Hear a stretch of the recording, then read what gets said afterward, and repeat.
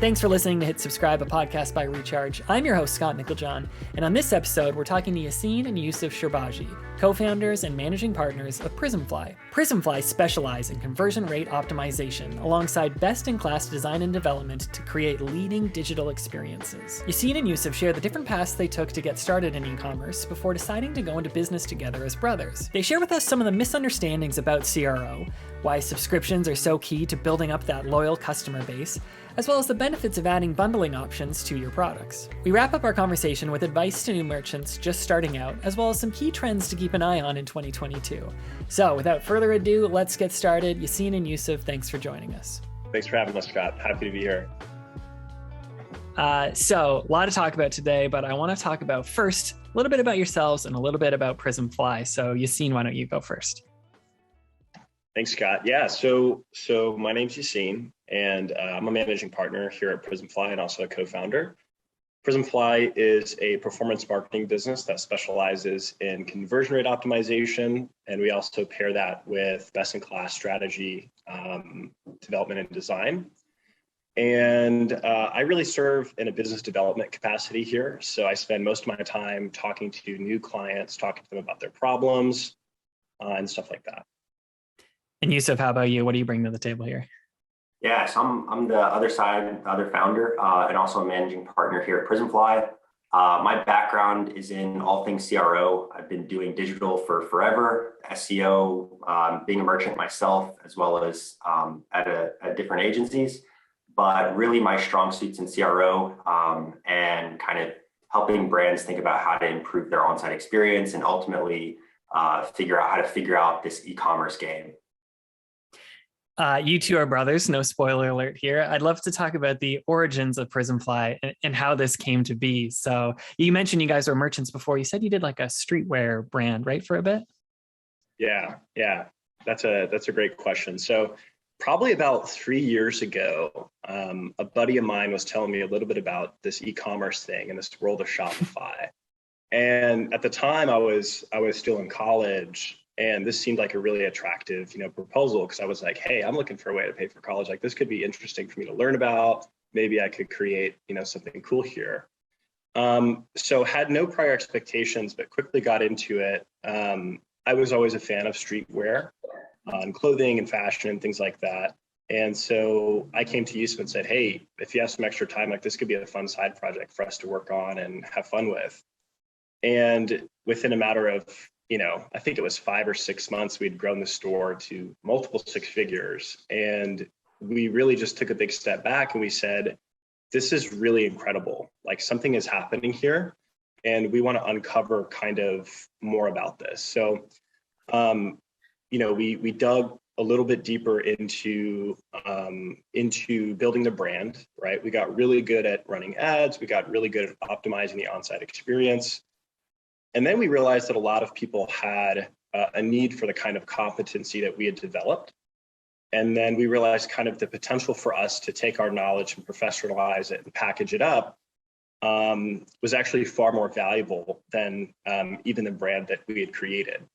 So that's when Yusuf and I came together. And at the time, the pandemic had just hit. And so the need for e-commerce had kind of exploded. And so we came together and said, how neat would it be to kind of fill that talent deficiency gap and offer this kind of nice outsourced turnkey solution for e-commerce strategy. So that's really the beginning of Prismfly. And since then, we've just grown like an absolute rocket ship, which has been, a privilege and a blessing. And a lot of that is a testament to Yusuf's background, who's the actual pro here in terms of service delivery. He's been in the space doing a CRO for much longer. So much of service delivery has been built on his expertise as well. Yeah, it was funny, like Yaseen was mentioning, like, I remember back the days of like, he would send me a Snapchat of like a giant, like 3 rooms long of like just order labels being printed off and like the boxes that were filling his dorm room. And I was like, sweet, it's working. And I was just happy that I wasn't having to ship out all the orders. But at the same time, I was also like handling the customer service and like adjusting the on-site experience and running tests. And I was just like, for like an hour and a half every night, was just like getting on and doing customer service emails. And it was a lot of fun. But the interesting bit was that we realized, even as a very, very small brand, the issues that we were facing just in our merchant experience were the same issues when I was working with like JCPenney and Dior and some of these biggest names in the market. It was the same exact issues that they were facing. And so we realized like, Shopify is really doing something special here. And the nice thing is that a lot of the merchants out there in the ecosystem understand that. And if you can get really good at doing it, even on a small scale or on a big scale, then you can have just monumental impact. And so it was kind of nice because the smaller you are, a lot of times it allows you to pivot really quickly. And slowly things are shifting to where it's like you can try different things out, you can try out different technologies without having to like rip out giant ecosystems or have months-long process for integrations. And so that's been really nice, and that's really enabled Prismfly to, test all different types of things, which has been great. I'd love to talk about some of those issues, and in particular the ways, that you guys notice and have seen that you can move the levers to pivot past them. But do you think it's very relatable to talk about challenges? And when I spoke to you guys before, you told me a great story of, well, I just flat out asked you, tell me about when you guys realized you could do this. Your two brothers, Yusuf, you mentioned you had like just bought a house, and like, just tell me about that moment where you guys are struggling to make this work, and then finally you see that light. Yeah, this is a great question, Scott. From a macro perspective, we had a really good idea that e-commerce was just going to continue to explode, especially in wake of the pandemic. And that was sort of our gut feeling. We obviously were at the grassroots of that as a merchant, and so we felt that. But when we chose to go all in and actually create, this kind of business to business outsourced turnkey professional services option, it was a lot less clear if we would be successful, because there wasn't much of a roadmap there, like there was with creating a brand. So there was probably 6 or 7 months that went past where we just didn't have a lot of traction. I was sort of on the ground floor talking to a lot of merchants about their problems, trying to figure out what would be the right pricing strategy for us to kind of go to market with this. And at the time, throughout all of this, we're making no money. So we haven't taken on any institutional capital at all. And so my little savings were kind of quickly dwindling to zero. And I kind of asked Yusuf, I was like, what are we going to do here? Because things are running out. And Yusuf, was 3-4 years my senior. So he had a job and had savings. And I said, what if you just bought a house and we lived in one of the rooms and rented out the other rooms and could use some of that profit to float us, because we had some knowledge of real estate. And Yusuf said, well, I guess it's our only option, right? So he went all in on that. And that helped float us throughout that kind of period. But for me, the moment that really signaled, hey, this might actually work, is we were having a conversation with a merchant for about 2 months about conversion rate optimization and the power of incrementally increasing your conversion rate, your average order value, LTV. And I remember it was a Friday night, and it'd been a really tough week with absolutely no traction. And Yusuf and I were at this restaurant, and there was nobody in there, which was kind of like the first red flag. And like our food was taking forever to come out, and it was just we were so hungry, and it was just a really sort of like tough day, I guess, if you will. Like everything was going wrong. And out of nowhere, we got this wire into our bank of, I believe it was $20,000 or $25,000. And it just was like the craziest experience ever, going from zero to that. At the time, we were like celebrating. We're like, oh my gosh, like we made it. But what that really was an indicator that, hey, somebody sees value in this. And then now we have to go deliver on it. And then as the story goes, we did deliver on it well, which led to more work. But for me, it was that kind of moment where we were at our worst, and out of nowhere, we were then at our best. Yeah, I think for me, it's been almost like two sides of the coin. Like one was going from, Yaseen and I servicing merchants and like really taking on a lot of the work ourselves to, freaking out about hiring the first person, and then making that investment and then realizing, holy crap, now we can do so much more. And then really training up a team, developing onboarding such that the Prismfly service is very cohesive. We're adding double-digit value to multiple merchants. And the best part for me now is like jumping on with merchants and they're like excited to be on a call with us. They're like geared up, and both of us are just kind of super geeked out about what's the cool thing that we're going to build next, and realizing that like, yes, we've built an agency, we've built a business, but in the past, it always felt like you're maybe even at odds with like the agency or the consulting company that you're working with. Whereas this felt like we were both excited to get on the call. We were excited to talk about the future, what projects, what things are we going to try? And so that was a really refreshing feeling. And then even I think kind of months into from when Yaseen spoke about, fast forward 6 months, seeing clients, we don't have any sort of like lock-in on any of our retainers. And so we're, effectively clients have the ability to leave at any point, pretty much. And so, but it was funny to watch in previous agencies, I watched it as there was these big discussions around retention, and they would have issues with merchants that weren't happy with the service and were leaving. And we were seeing merchants like basically never roll off. We never had a merchant roll off, even in our first year. And it was wild because I think that for me, it was sort of every single month that everybody was staying on. And it wasn't just me sort of handling all the engagements, but really the entire team all handling separate engagements. I realized like we've really built something special. People really appreciate it. They're not just buying into it because they see value, but they also are continuing to see that value and that growth. And so it's just been really incredible. And like to this day, like years later, we don't even know our true client retention because the first clients that have come on have never rolled off. So it's been really nice. I love that too. You guys spoke about, what a great celebration to see that number in the bank account, but just that the immediate thought was, all right, now we're going to go crush it for these guys. Like we are going to show them the value of this and make it so worth their while. I mean, they never left. So that's great. Speaking of that value, speaking of crushing it, we were chatting before about Prismfly, how you guys are like incredible expertise at conversion rate optimization. I'm big on the show about bragging. I want to hear some brags. So tell me about like your favorite story of getting a brand and turning it around for them. You don't have to name names at all, but just the one that comes to mind where you're like, wow, we made a hockey stick out of that. Yeah. See, I have one that I'm thinking of, but if you want to check it out. Yeah. So I think of the same thing.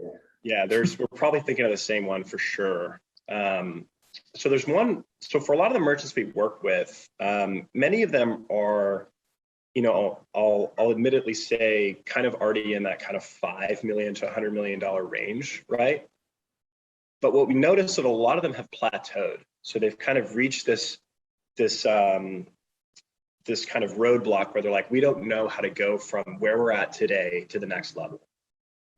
And that's where we step in and can really help them uncover revenue and value in places that they never even would have thought. So there's one brand in particular I'm thinking of, Yusuf's probably thinking of it as well, where they have thousands of SKUs. Their average order value is less than $50. And a lot of those SKUs were interrelated. So they had some items that had certain colors that would match up with other items, even though they were different product types.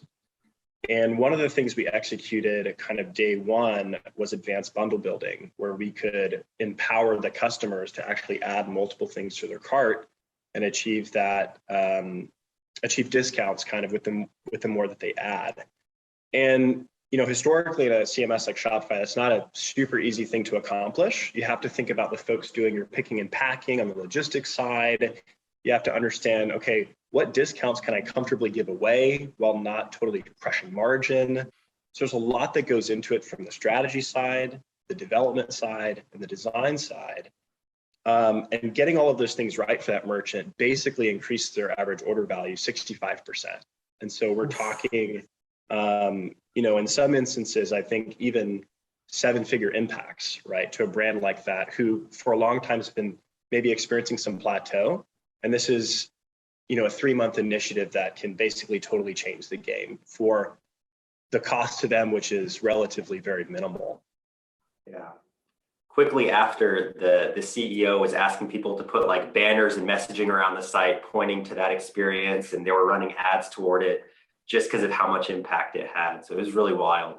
I think kind of touching on that, like some of the successes that I've really loved are the ones that, typically new often engagement, we're going through and we're coming up with a ton of ideas, both data validated, but it also could be just based off of their industry or from like UX best practices or things that maybe we think that could help them stand out from their competitors. So we come up with a giant laundry list, and then we go through and prioritize those based off of impact and effort, which kind of results you then in a list of quick wins. And I think some of my favorite are when you run a test that takes you, maybe a few hours to set up, but it has like a 10% improvement on their overall revenue with like 100% statistical significance. Those are my favorite. Those are like, I kind of check out for the day. I like send a message with like the rocket, and I'm like, hey guys, here's the results, just crushed it, congrats. And then just like walk off, take a walk, enjoy my day. Love to hear that. Yeah, that must be a great feeling. What do you guys think some brands misunderstand about CRO or maybe underestimate? Yeah, so I would love to start here. And in transparency, some of my knowledge on this was rehashed from Yusuf educating me on it too. So he'll probably laugh while I talk about this. But Yusuf always says the best thing for your conversion rate is just make your product free. Everybody's going to buy it, right? Said nobody ever, right? So what you don't just care about is conversion rate. You should also care about things like average order value and lifetime value. So I think a lot of people in this space are really eager to increase conversion rate, but they forget that what you really care about to drive earnings is being helpful in a manner that can drive LTV. So Yusuf and I sometimes suggest initiatives, and Yusuf can maybe speak to this deeper, that aren't just sort of conversion rate related, but could also be average order value related, and finding the balance between those two. So take subscription as a really good example of that. Sometimes you might want to give up some money at the upfront to get somebody subscribed and saved, and that's going to increase lifetime value down the line.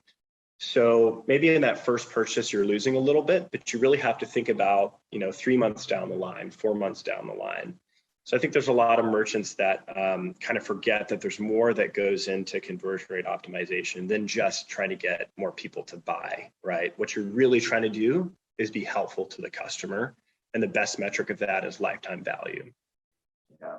There's like some great examples of like, maybe let's say you're selling shaving products, for example, and maybe if you sell the cheaper beard oil, that's going to result in someone coming back to get the shaving kit, to come back and get the shaving balm, or whatever other products that you sell.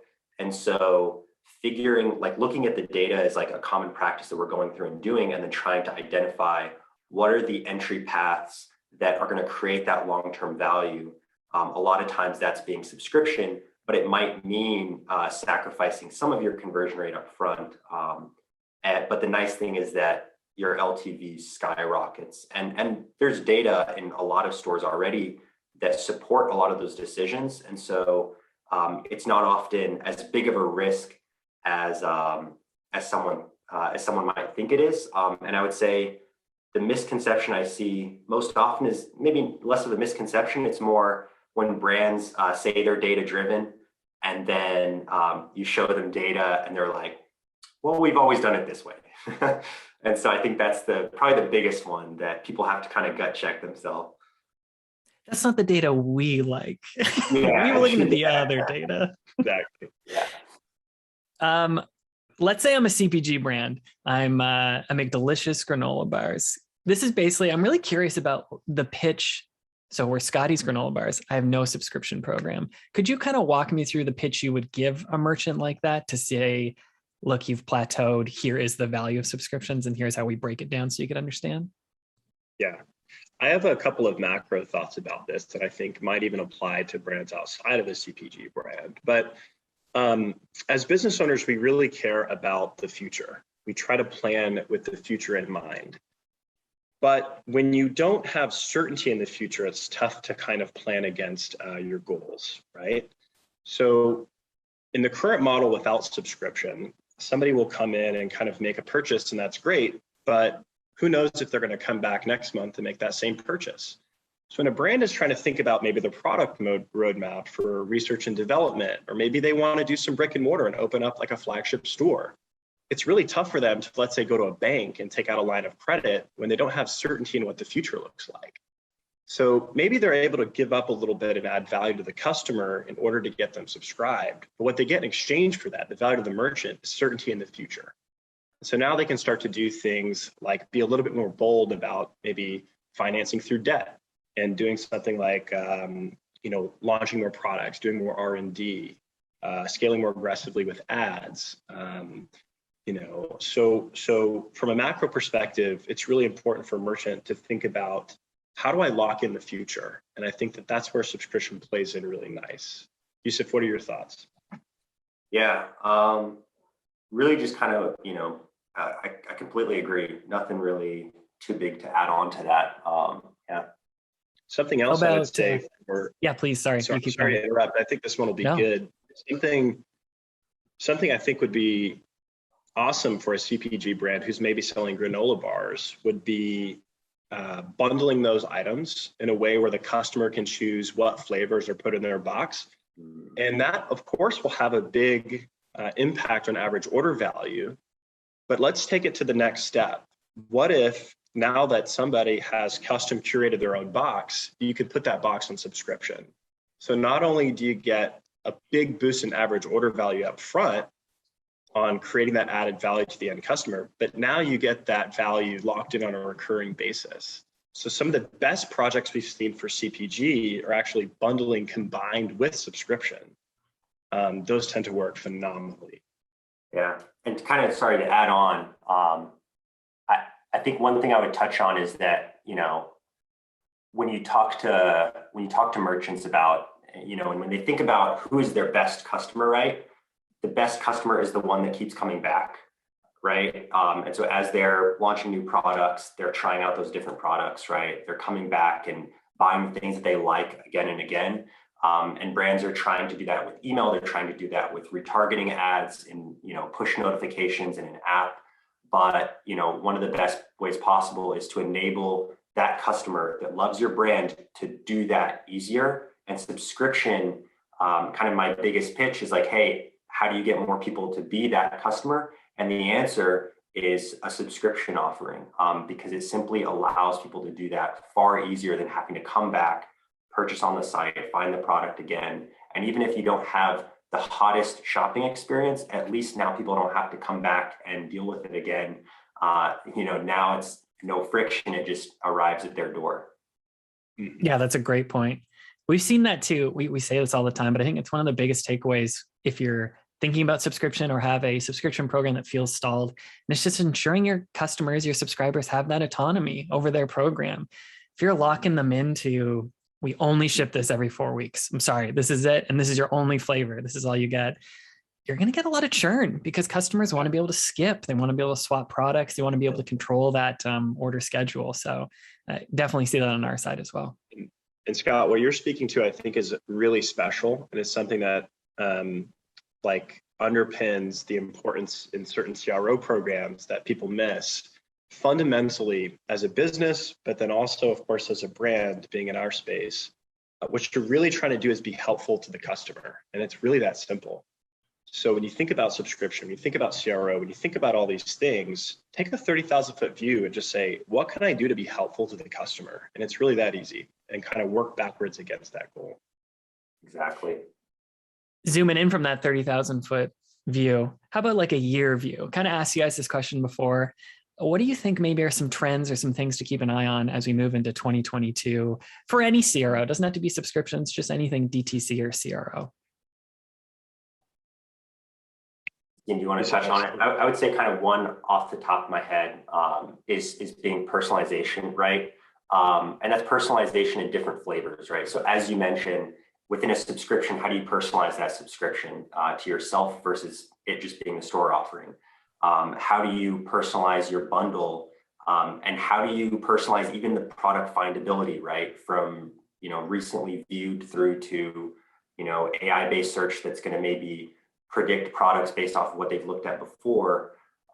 So all of that is super important, and not just in your product findability and your on-site experience, but it could also be personalization in the sense that if someone goes through a quiz flow, or if someone is coming in from a certain ad, how do you listen to those signals and those data points that they've given you, either from a quiz, an ad click, an email click, and now start to change the website experience based off of that.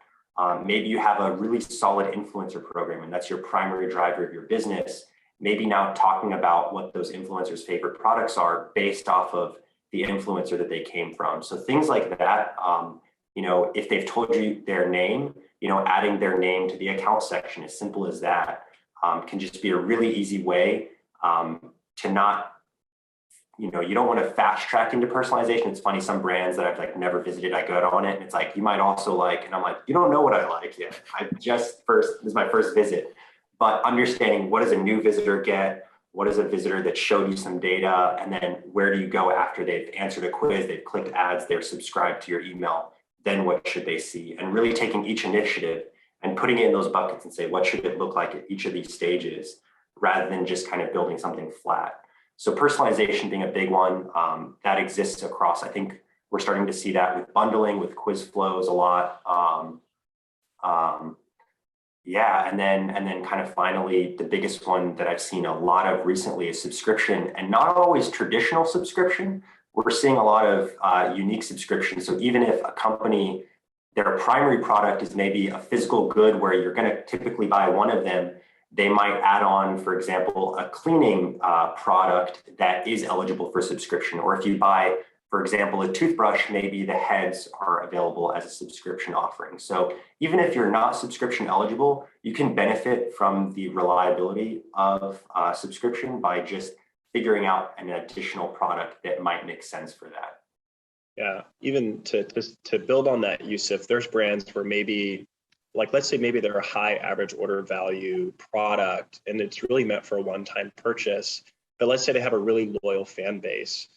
There's even ways to tie in subscription into like making customer accounts to offer up unique discounts. So even if a brand doesn't have kind of that repeat purchase ability, there's still subscription components in there that they can leverage and take advantage of, that maybe aren't as obvious at the upfront, but still add a ton of value to the end customer, right? Like maybe it's unique discounts or access to content that they wouldn't otherwise get if they weren't kind of on that subscribe model for the content piece, right? Yeah, we've seen that as, I was just going to say, that's the fastest growing subscription type right now, this like access membership. Also one of the easiest to do across your vertical, just like you're saying. Yusuf, when you were mentioning these most loyal customers, those are the people you can bring into this, show them the value of a program. Yeah, whether it's discounts, access to exclusive products. We've definitely seen more and more brands experimenting with that. But Yusuf, I cut you off. What were you going to mention? No, I was going to say exactly like that membership club type of experience. And it's funny that I would say the other one that I've started to see popping up, but it's probably still an early trend, is live shopping. It's something that you see really popular in Asian markets, and we're starting to see it on Amazon and other large players starting to incorporate it. So I think that there's a lot of vendors that have started to make themselves eligible for more Shopify merchants with one-click integrations. So, and that's perfect tie-in with having like a membership program where you can be eligible for a live shopping experience where, we're all stuck at home and we're used to video calls. So now it's sort of like Twitch, right? Or TikTok, but for your online shopping experience. We've been talking about that here for like the last 2 years, just waiting for that to come to North America or to like the West. I feel like it's just a matter of time. Yeah, just a matter of time before you're going to see your influencer pop up on Instagram. They're trying out like the next latest like gear, if it's headphones or something, and you're like, oh yeah, I want that. Click, boom, you're there. Yeah. One thing. Back when I was in college and I was like trying to get my style game on, I would always watch these like YouTube haul videos, and it's like basically the YouTube haul video, and I'd go Google the products afterward. Now it's basically all of that packaged up into a store where it's like, hey, I'm going to try on all these products. Now there's like the link popping up on the screen right when you're seeing it, Yeah, no Yeah. more Okay. affiliate link. Just click this button. One click, Exactly. frictionless. Yeah. Totally. The kind of thought I have with a lot of this is, as things go so digital, that's great, right? But at the end of the day, we're people at heart. And a lot of these initiatives we're talking about, I love them because they're really unique ways to bring the shopping experience almost off the screen and really take it to that next, you know, that next mile, right? Is what I like to say. So bringing the shopping experience to life in a world where things are so digitized is super important. So Yusuf and I launched this or supported a brand in thinking about how they would launch, artificial intelligence for, things like hair extensions, right? So that's a perfect way where, like, maybe somebody's having trouble choosing their color. What if they could see the color on themselves? You Mhm. know. So I think a big trend is just, hey, how do we figure out how to bring this off the screen a little bit? Speaking of that humanizing experience, and from your human perspective, as one guy who's started his own DTC business, was successful, now two brothers working together, what advice would you give anyone who's thinking about making that leap into entrepreneurship, whether they're just starting out or thinking about it? Any advice come to mind that you would offer them from your own experience? Yeah, I definitely have some good thoughts on this. I know Yusuf does as well. The most important thing is just to start. I think people are momentum creatures, and when you see a little bit of success, and you see the small win, that leads to the next win, which leads to the next win, which leads to the next win, right? But a journey of 1,000 miles all starts with that singular step, and I think most people really struggle with that, right? So doing whatever you can to kind of take the first step will set you up for success. And then the other thing is, no time is the right time. That's something Yusuf and I learned. It's always, oh, what if we did this or did that first, or we waited till this happened or waited till that happened. The reality is there's always going to be something. And I think people need to just take a big step back, do a lot of self-searching, and realize no time is the right time. The best time is right now. Yeah. And to add on that, I think the only other one that we've really learned is just focus is so, so important. You don't have to be everything to everyone. Know what you're, really, really good at and just be the best at it. And people will remember you for it. People will come to you for it. And yeah, just focus. Yeah. I'll throw three cliches at you. If you're listening to this and you're thinking about getting started, this was your sign. Get started. Stop waiting for a sign. Second one, just like you were saying, Yaseen, best time to plant a tree was 20 years ago. Second best time right now. Plant the tree. And then third one of my favorite ones that I've come across is, what's the most important step a person can take towards anything, goal, whatever it is. And it was just simply the next one. And I love that, don't look too far forward. Don't look too far back. Just keep, incremental growth. It's the best way to do it. Yeah, it was funny. We had this attitude whenever when we were merchant and really coming into Prismfly, that there is going to be obstacles, like there always will be. That's the name of the game. But what will lead someone to success is seeing those obstacles as opportunities for basically bettering their organization, bettering their offering, bettering themselves. And really just not facing them in the sense that, like, this is a blocker or this is going to stop us. I think there's like a big mindset shift where you see those obstacles as, hey, this is a blocker, this is going to stop us, versus, okay, this is just the next problem that we have to solve. And as soon as it's behind us, we never have to worry about it again. And so just kind of treating things in that sense was definitely a shift. But I think that's what, there's always going to be random issues that pop up, and just kind of moving past them is tricky, but it's very doable. And it's just a matter of keep chipping at it. One thing we like to say at Prismfly is that pressure is a privilege. Tension or problems or friction is actually required for growth. Like, you can't make a shot without first missing a few shots. Yeah. And, we kind of like to think about it like a slingshot. Like, the further you create tension in that pullback, positive tension in that pullback, the further that ball is then going to go, right? And so at our company internally, and also we encourage this for our employees in their personal lives, like, really lean into discomfort, like, get comfortable with discomfort, because that's where growth occurs. And if you don't feel that tension, that time under tension, you will just not experience the growth or kind of get to where you want to be. It's like if you want to improve your heart health, you got to put your heart under some stress. You know, if you want to work out, you need to go through the difficulty to have the benefits. You know, diamonds are formed with, you know, tons of pressure. So it's very similar in personal growth and in brand growth. I have two specific Prismfly questions for you. The first one just simply being, we're recording this, if you're listening, in the first days of January 2022. So what's next in 2022 for Prismfly? What do you guys got going on? Yusuf, I'll leave that in your court with those two new verticals. Oh, geez, yeah. So in terms of, I think some of the biggest ones for us is systematizing data querying, you know, sparing getting way too far into it. Basically, we realize that there's a lot of different maybe problems that merchants might have. And a lot of times, despite having very different widgets and offerings, the problems at their core are the same. And so figuring out ways that we can query their data across different merchants to identify if those problems exist and how to solve them and the best way to solve them. So I think that's probably one of the biggest ones on my end. Outside of that, kind of moving into software solutions in the sense that if you can solve that problem once, you probably can solve that problem twice, 3, 4 times with software. So that's another one of the big ones. And then you seen anything, there's probably ones I'm missing or ones you're thinking about. No, I think you definitely hit the nail on the head. You know, Prismfly wants to obviously do more of what we're already doing, but I think for us, we have a culture of just trying to always improve at Prismfly. And so we have a culture of like automation, we have a culture of systematization. To us, that's really important. So I think we're going to continue to grow as a company and continue to professionalize ourselves. But the way that we deliver on the work, I think is just going to continue to get better and better over time.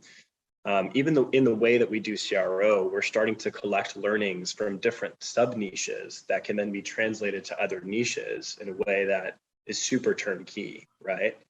So we're starting to develop kind of the infrastructure to capture those learnings in a really systematized way that can be even more turnkey than it already is with us as a professional services company.